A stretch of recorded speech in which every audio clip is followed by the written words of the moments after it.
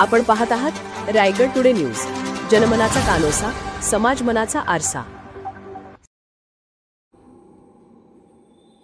तोलजाऊन अंबा नदीत पडलेला अनवर पिंजारी गेला वाहून, शोध मोहीम जोरात चालू पण यश नाही। नागोठणे रोशन पत्की।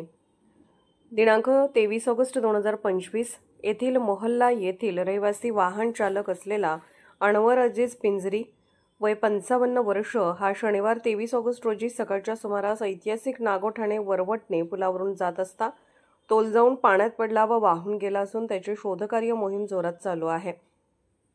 दिलेल्या पोलिसांनी दिलेल्या माहितीनुसार नागोठणे मोहल्ला येथील रहिवासी व वाहन चालक अनवर अजीज पिंजारी हा शनिवारी सकाळी 10:30 वाजण्याच्या सुमारास ऐतिहासिक नागोठणे वरवटणे पुलावरून चालत जात असताना त्याचा तोल जाऊन पाण्यात पडला।